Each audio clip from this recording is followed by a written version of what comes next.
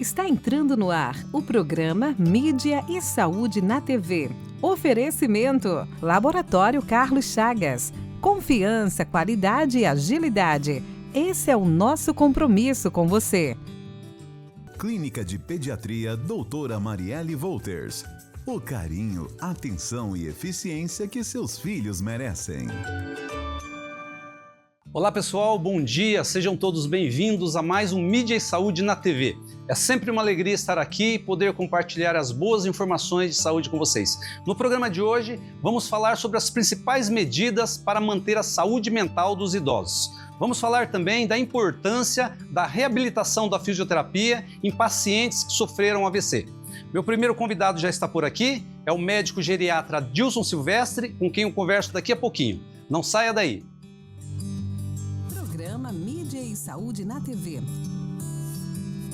A motricidade orofacial é a especialidade da fonoaudiologia que trata os músculos da face e as dificuldades para mastigar, deglutir, respirar e falar em todas as idades, melhorando a saúde e a qualidade de vida. Auxilia na respiração oral, ronco e apneia do sono, na recuperação das cirurgias faciais, disfunções da ATM, paralisia facial e estética da face. Clínica de Motricidade Orofacial, doutora Silmara Regina Pavani Sovinski, 44 30 25 5565. Na Galen, Farmácia e Manipulação, cuidamos de você de forma única. Nossos farmacêuticos, referências do setor magistral, preparam o seu medicamento de forma personalizada, atendendo às suas necessidades. Visite-nos e descubra uma nova abordagem para a sua saúde. Avenida Rio Branco, 55, Zona 4, Maringá. 44 30 26 49 48. WhatsApp 44 99844 2229. Procurando segurança? Conte com a Cometa Corretora de Seguros para proteger o que é mais importante para você. Há mais de 30 anos no mercado segurador, atuamos nos principais ramos de seguros em parceria com as melhores e mais completas seguradoras do mercado, oferecendo uma proteção completa e personalizada para você, cliente. Entre em contato hoje mesmo e garanta tranquilidade para o seu futuro. Avenida Brasil 6032, Sala 106, Maringá, 44 99972 9482.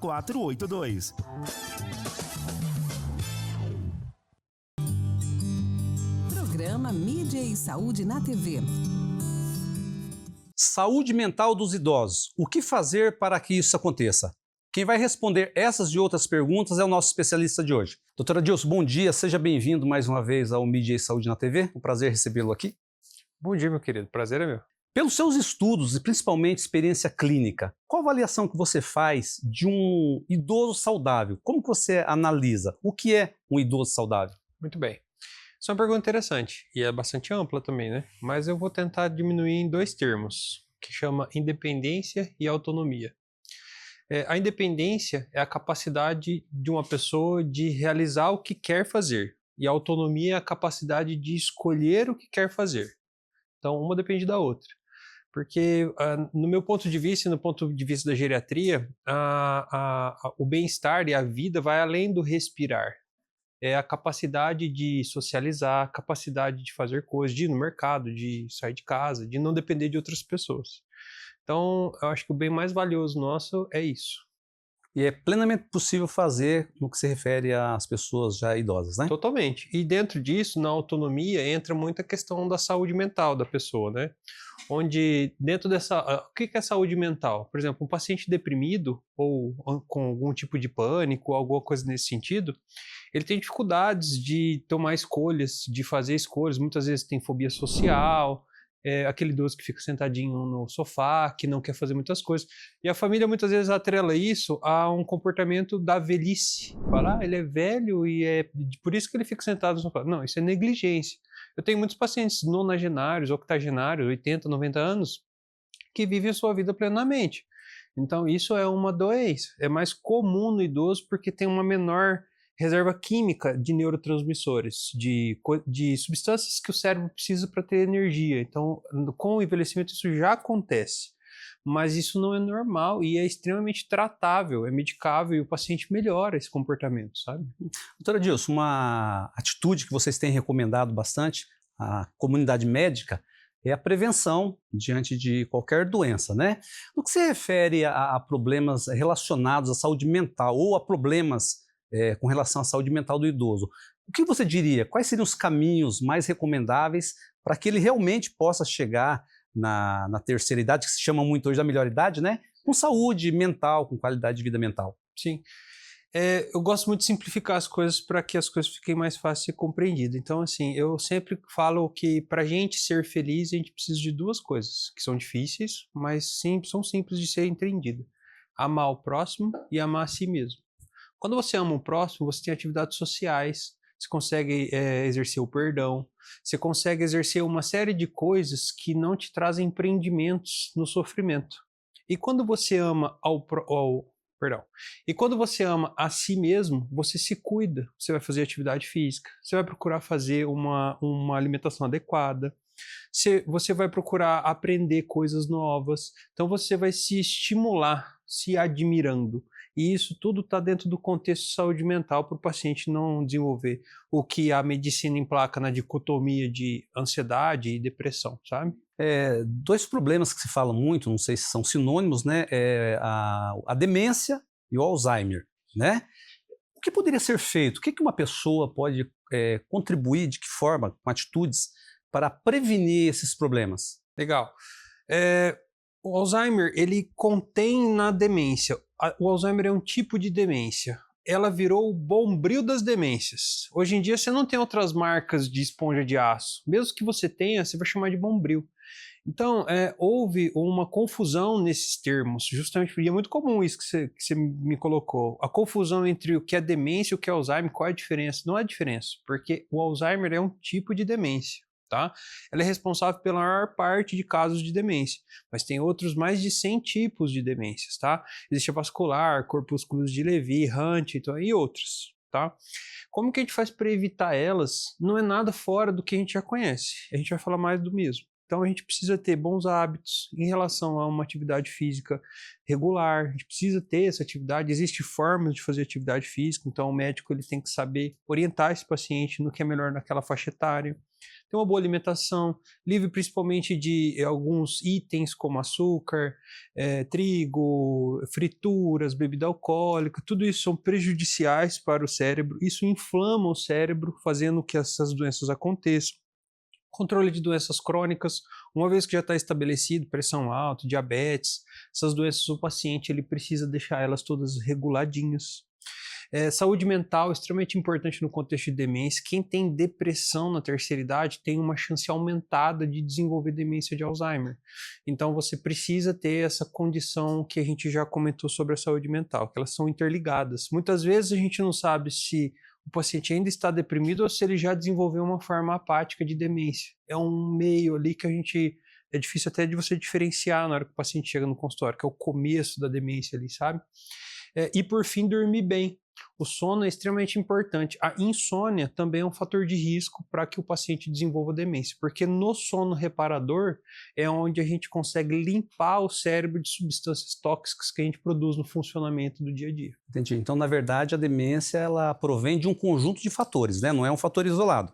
Quando se fala de ser humano é difícil quando você tem um fator que causa o problema. Geralmente é multifatorial, pela complexidade que é o ser humano. Né? Você fez um comentário aí sobre os exercícios físicos, né? Sim. Tá, mas com relação especificamente ao cérebro, Sim. existe exercícios específicos determinados para a prevenção da demência e do Alzheimer? Sim, tem muitos estudos que mostram que a qualidade do nosso quadríceps, que é o músculo que faz a gente levantar, quem tem ele mais fortalecido tem uma chance muito diminuída de desenvolver demência de Alzheimer. Muito interessante isso, né? O músculo da coxa tem relação com a nossa demência, para você ver como é integrado todo o sistema corporal nosso. Então, pacientes que não têm sarcopenia, fragilidade, sarcopenia é a falta de força, é uma coisa muito comum que chega no meu consultório. Doutor, estou com fraqueza nas pernas. Aquilo lá é falta de musculatura. Esse paciente ele tem um risco aumentado de desenvolver a síndrome da fragilidade e, por consequência, um comprometimento cognitivo. O comprometimento cognitivo é uma demência.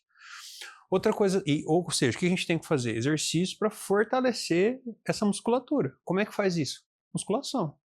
O exercício que é o melhor para se ganhar força é a musculação. Então, o idoso tem muita indicação de fazer musculação.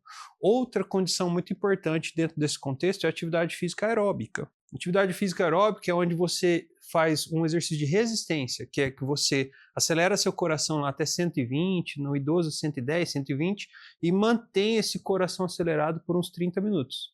Esse exercício é bom para a nossa saúde cardiovascular, diminui a incidência de derrame, de infarto e essas outras doenças. E também de demência de Alzheimer. Entendi. A vida social, lazer, vida espiritual, enfim, são comportamentos e atitudes que também podem ajudar nessa parte? O ser humano ele é um ser social. Ele é um ser que ele foi criado, nascido, na minha opinião, por Deus, né? Criado por Deus, onde ele se desenvolve dentro dos relacionamentos entre si, entre as pessoas. Então, a saúde mental está atrelada a isso, ao comportamento social. Ninguém é feliz solitário.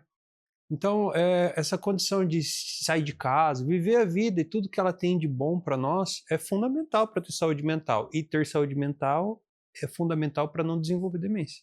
Certeza, você comentou que são vários fatores, né? Multifatorial a doença, mas é possível a medicina identificar o fator ou fatores que mais predominam diante da doença?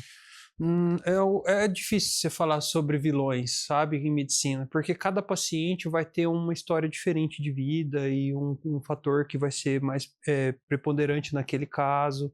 Então é difícil de você citar um exemplo só, um fator em si que seja superior aos outros. Todos eles são juntos, né? São conjuntos. Uma pessoa portadora de demência Alzheimer, existe uma mudança na química do cérebro? Existe o depósito de substâncias que elas são tóxicas para o cérebro, que chama beta-amiloide ou proteína tal. Essas substâncias, quando elas depositadas no cérebro, numa determinada parte, que fica no hipocampo, que fica próximo da orelha aqui, que fica no lobo temporal médio, uma atrofia que é gerada por depósito dessas substâncias vão destruindo as conexões entre os neurônios, nas sinapses, que são chamadas de sinapses. Essa destruição vai fazendo o paciente perder a capacidade da memória recente, da memória curta. Então, o paciente, a primeira coisa que ele perde é essa. Uma coisa muito interessante de falar de demência é isso. Meu pai tem uma memória boa, porque ele lembra das coisas lá do passado, nossa, como ninguém. Isso não tem nada a ver com demência de Alzheimer, tá? O nome disso é memória afetiva. Esse tipo de memória é armazenada em outra parte do cérebro, que não é a parte que é afetada na doença. A demência de Alzheimer é uma doença que afeta a memória imediata. A memória que eu te falo, faço uma pergunta agora. Você foi lá na padaria? E aí passa 2 minutos.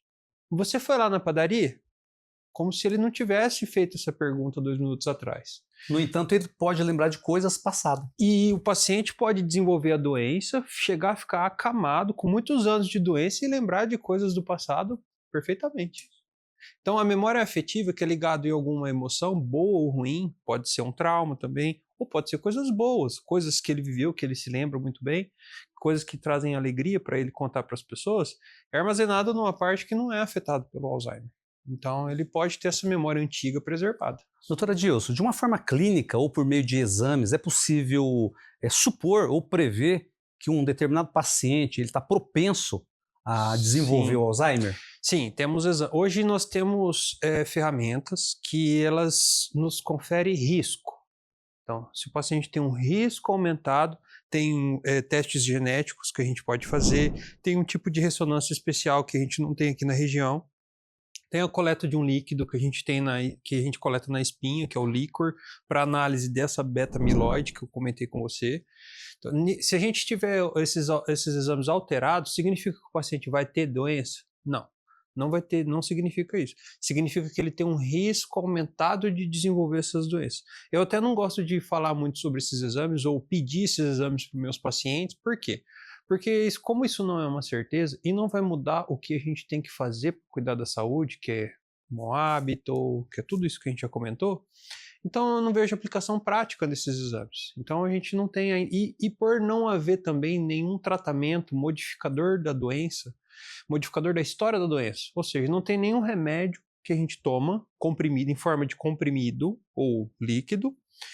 Não existe nada que a gente possa tomar que vai diminuir as chances de conversão para demência. Não existe nenhum remédio que vai diminuir a evolução do Alzheimer.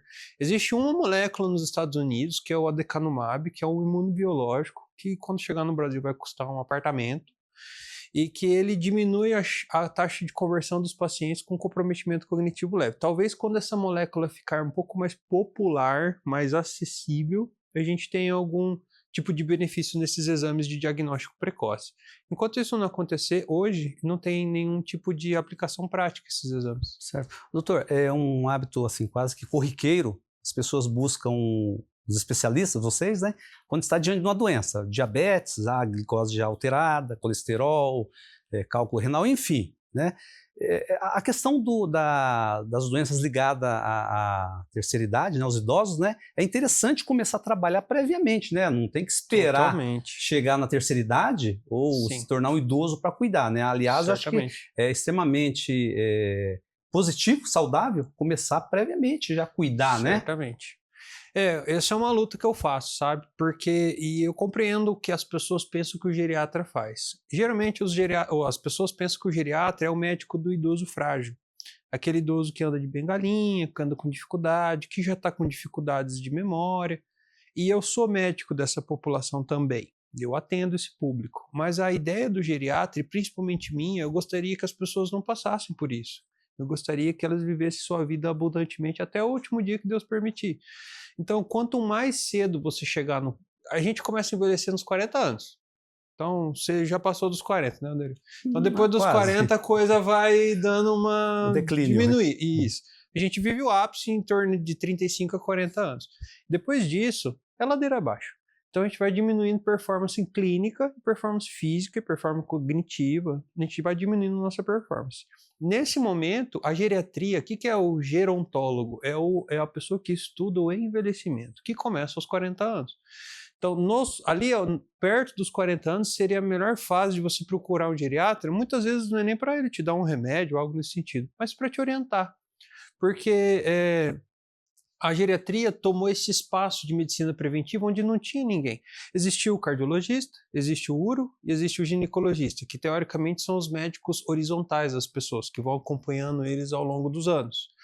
Mas nenhuma dessas três especialidades fazem a medicina preventiva como um todo, integral. Muitas vezes eles não têm até uma mão assim de nem orientar qual é o exercício que esse paciente tem que fazer. Por exemplo, o cardio ele não pede uma densitometria, nem uma colonoscopia, a ginecologista não pede os exames cardiológicos e assim por diante. Então eles não fazem isso, eles fazem cada um o que competem a cada um fazer. Então o geriatra assumiu esse papel de medicina preventiva onde não tinha ninguém, sabe? Então, quanto mais cedo chegar, na minha opinião, entre a quarta e quinta década, é o melhor momento para a gente conscientizar essa pessoa, para a gente fazer um projeto da velhice dele. Então, é como se fosse arquitetar como será a vida dele depois de uns anos. Entendi. Doutor, muitas coisas para conversar, mas como nós temos já o nosso combinado, né? Mês que vem você estará aqui de novo, tá? Será um prazer. Nosso tempo já esgotou, mas a gente se encontra na próxima entrevista e a gente será um prazer. dá continuidade nesse assunto. Tá bom? Beleza. Obrigado pela atenção e nos encontramos na próxima. Obrigado a todos. Bom, um grande abraço, bom dia para você. Até mais. Pessoal, vamos fazer um breve intervalo aqui, tá? E na sequência, vamos conversar com o fisioterapeuta sobre a importância da reabilitação dessa área em pessoas que sofreram AVC. Não saia daí. Programa Mídia e Saúde na TV. Eco Maringá, clínica de imagem especializada em ultrassonografia vascular, ecocardiograma adulto, ecocardiograma infantil e ecocardiograma fetal. Eco Maringá, há 30 anos cuidando de você. Tradição e confiança na realização de ecodoppler color, cardiovascular infantil e ecocardiograma fetal. Rua Luiz Gama, 500, Maringá, Paraná. Fone 44 3262 3455. Quem respira melhor, dorme melhor. Se você ronca, pode ser o início de uma doença grave, a apneia do sono. A Respirar Shop oferece um tratamento especializado com supervisão do fisioterapeuta Guilherme Munhoz, um especialista em tratar distúrbios do sono através do equipamento CPAP.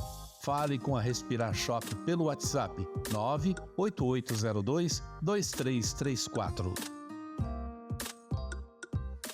A Clínica de Podologia Silvia Ferreira, com a missão de proporcionar bem-estar, conforto, saúde, autoestima e felicidade ao seu paciente, oferece o melhor para você que procura um atendimento com excelência, segurança, ambiente aconchegante e climatizado, equipamentos e esterilização de alta tecnologia para garantir a segurança que você precisa. Serviço prestado com amor, transparência e responsabilidade para proporcionar um caminhar mais feliz. Clínica de Podologia Silvia Ferreira, 44 99774 5657, Rua Santos Dumont, 1976, Maringá. Você sabia que boa parte das tonturas, vertigens e desequilíbrios corporal pode ser tratada através da fisioterapia? Através de exercícios personalizados e individualizados ou algumas vezes através de manobras de reposicionamento de cristais que se deslocaram dos canais, o labirinto. Procure a fisioterapia especializada. Ellen Matsumoto Meneghetti, Fisioterapia Vestibular, 44 99923 0000. Programa Mídia e Saúde na TV. Pessoal, já de volta aqui para o nosso segundo bloco e vamos ver agora com um fisioterapeuta o que essa especialidade pode fazer para ajudar as pessoas que sofreram AVC.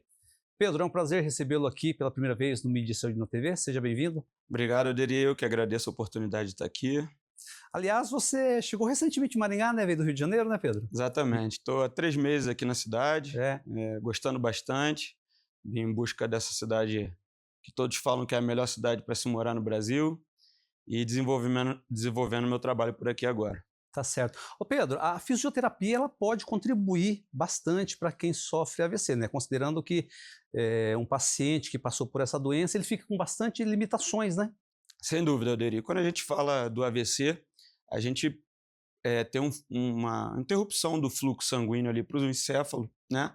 Através de um bloqueio, no caso do AVC isquêmico, ou através do extravasamento do fluxo sanguíneo no AVE hemorrágico. Mas das duas formas a gente vai ter uma falta de nutrição para o encéfalo e vai causar uma série de consequências. Em cima dessas consequências que a fisioterapia vai poder trabalhar em prol da melhor qualidade de vida, de novo, desse paciente. Tá certo. E você, na verdade, se especializou, né, Pedro? Digamos assim, é uma área da fisioterapia que você se debruça, né, nos estudos para ajudar as pessoas, né, os pacientes, né? Perfeito. São 14 anos nessa área já. É uma área que a gente consegue ajudar muitos pacientes. E, como eu falei, o AVC causa uma série de limitações. Essas limitações, a que a gente mais vê é essa hemiparesia, né? Essa dificuldade de movimento num dimídio do corpo.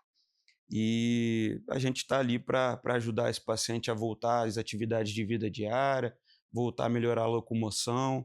E cada caso é um caso, a gente tem que ter uma avaliação específica, individualizada. Tá certo. Apesar das consequências que decorrem do problema, né, é possível ter qualidade de vida, né? Sim, sem dúvida, sem dúvida. A gente tem que explorar o melhor de cada paciente, né? Lógico que através de uma avaliação a gente vai conseguir delimitar, alcançar objetivos que aquele paciente queira, mas que também sejam possíveis de se alcançar. Então isso é uma parceria entre o fisioterapeuta e o paciente para que ele entenda, mas que a gente estimule ao máximo e chegue mais próximo dos objetivos dele. Quando uma pessoa sofre um AVC, vários órgãos podem ser afetados, né? O braço, a perna, a visão. Depende do nível e do tipo de AVC, ô Pedro? Não só pelo tipo de AVC, mas principal a área que ele foi acometido do encéfalo, né? A região, se ele foi acometido, por exemplo, o cerebelo, provavelmente a gente vai apresentar ali naquele paciente umas ataxias, incoordenação do movimento, alteração do equilíbrio. Então, dependendo da região que foi aquele acometimento maior, a gente vai ter uma consequência esperada e aí a gente vai ter que trabalhar em cima disso. E com relação a método ou métodos, a fisioterapia dispõe de recursos diversos ou é um só? Não, recursos diversos, né? Cada profissional vai ter a sua linha de trabalho, mas a gente tem ferramentas inúmeras, né? Eu utilizo muito uma técnica, né? Não uma técnica, um conceito, que é o PNF, que é onde eu fiz a minha formação, e tem muitos bons resultados com esse tipo de paciente, mas a gente utiliza vários métodos, vários cursos que a gente vai estudando durante a vida. O próprio Pilates, eu venho trabalhando bastante com o Neuropilates, que é levando esse paciente neurológico para dentro do ambiente de Pilates e usando os equipamentos para favorecer a evolução dele dali em diante. As sessões de fisioterapia dependem da gravidade, do nível do problema. Do nível e da fase que o paciente se encontra, né? O paciente numa fase aguda, recém tido AVC, a gente vai ter algumas preocupações, orientações domiciliares, esse paciente ainda está mais preso ao leito, a gente tem que orientar posicionamentos, evitar deformidades, alterações que podem vir em consequência disso. E nas fases mais crônicas, pacientes mais a longo prazo, justamente trabalhar a funcionalidade e tentar levar ele à vida normalmente. Uhum. Parece que o AVC é uma doença está mais ligada, está mais relacionada a pessoas de uma idade mais avançada. Porém, pessoas jovens podem também sofrer esse problema, né? Também. São fatores diversos, né? Pode acometer pessoas mais jovens, mas com certeza a população mais idosa é a mais acometida. E até é importante salientar isso, orientar a população, já que a nossa população vem envelhecendo, vamos dizer assim, né? A medicina evolui a cada dia e, com isso, a população vem ficando mais idosa e, com isso, maior chance de ter esse tipo de consequência. O resultado do trabalho da reabilitação, da fisioterapia, depende do quê? De quais fatores? Na verdade, assim, não que dependa, mas teremos fatores que facilitam e fatores que são barreiras, vamos dizer assim. Um paciente que, por exemplo, é mais jovem, ele tem uma probabilidade de uma evolução melhor. Um paciente que teve uma vida mais saudável, né, praticava esporte, atividade física, a probabilidade dele ter uma evolução melhor. Pacientes que não fumam, não bebem. Então, o paciente que se cuida, ele tem a probabilidade de ter uma evolução melhor. E, além disso, a gente vai ter fatores que a gente chama de fatores externos, vamos dizer. Te dar um exemplo. A capacidade financeira daquele paciente, dele investir na reabilitação, investir em coisas externas para seu benefício, facilitam a sua evolução. O paciente que não tem tanto recurso, a gente tem que adaptar mais e ele não vai poder ter tanto estímulo na reabilitação, por exemplo, vai trazer uma certa limitação. Você recebe na sua clínica, é comum você receber pacientes com sequelas de AVC? Muito comum, muito comum. É um acometimento bem comum, a gente vê na nossa rotina no consultório muitos pacientes pós-AVC. Homens e mulheres? Sim, a prevalência ainda é em mulheres, mas diversos pacientes ali. E você consegue atribuir qual as questões, por que a mulher? Questão hormonal? O que? Também, né? Por exemplo, o uso de anticoncepcional é um dos fatores de risco para o AVC, né? E a gente vai ter diversos outros, né? Como eu te falei, hábitos de vida, idade, mas atribuídos diretamente à mulher, principalmente o uso de anticoncepcional.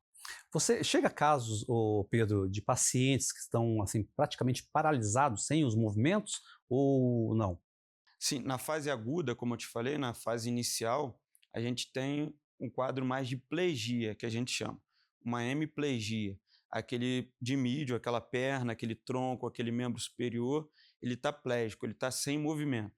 Por isso é importante a gente trabalhar posicionamento no leito, manter aqueles membros mais elevados, porque tendem a ter mais edema. Então, essas orientações são importantes e nessa fase a gente vai começar a estimular a volta do movimento desse dimídio. E com a tendência dele vir ganhando movimento novamente, a gente vai trabalhando mais a parte funcional. Quando a gente fala de parte funcional, é importante a gente comentar, porque dividiríamos assim, o fortalecimento segmentar, por exemplo, é fortalecimento de um determinado grupo muscular, né? E dentro de uma função, a gente trabalha vários grupos musculares e trabalhamos aquela atividade específica. Então, a gente trabalhando ali o paciente rolar, se virar na cama, é uma atividade específica que trabalha músculos abdominais, músculos do membro superior, mas ele está trabalhando um movimento específico, entende? O movimento de se levantar, por exemplo, a gente vai estimular o paciente a levantar. E esse movimento é importante, força nos membros inferiores. Então é legal o trabalho de fortalecimento, mas é mais importante ainda a gente levar para dentro daquela função onde a gente trabalha vários grupos musculares e a função propriamente dita. Então, pelo que deu para entender, quando um paciente sofre AVC, ele tem uma consequência na parte da coordenação motora e também na perda de força. É isso? Também. São coisas que ele pode apresentar. Alterações de equilíbrio, coordenação, sensibilidade, força, vários, como eu falei, depende da área afetada e do quadro específico daquele paciente. Entendi. E tudo isso vocês trabalham com a reabilitação da fisioterapia? Sim, com certeza. A gente vai trabalhar em cima de cada fator desse, mas principalmente em cima da funcionalidade, de levar esse paciente a realizar atividades normalmente, novamente, e deixar ele o mais independente possível. A paralisia facial é uma consequência do AVC? Pode ser uma consequência? Existe a paralisia central, vamos dizer assim, uma alteração que principalmente é na parte inferior, que pode ser consequência do AVC, mas quando a gente fala de paralisia facial, normalmente se fala da paralisia facial periférica, que é quando atinge o nervo periférico, que a gente vai ter aquela paralisia mais clássica. E aí já é um outro acometimento, não ligado ao AVC. Entendi. Pedro, em razão aí do nosso tempo que já está acabando, eu já fica um convite aqui, uma próxima ocasião, para a gente conversar, tá? E, de repente, sobre esse assunto ou outros que existem muito aí dentro da tua área, né? Tá bom? Sim, sem dúvida, Alderi. A fisioterapia neurofuncional aí na reabilitação de paciente neurológico é extensa, mas te agradecer mais uma vez por estar aqui, por divulgar meu trabalho e o principal que é conscientizar a população a procurar os profissionais de qualidade para ter mais qualidade de vida. Pedro, mais uma vez, obrigado pela tua participação e nos encontramos na próxima entrevista. Tá? Um bom dia para você e até a próxima. Obrigado. Pessoal, Mídia e Saúde na TV está ficando por aqui, mas nos encontramos no sábado que vem. Não esqueçam de acessar nossas redes sociais e se inscrever no canal Mídia e Saúde na TV. Um forte abraço e até sábado que vem.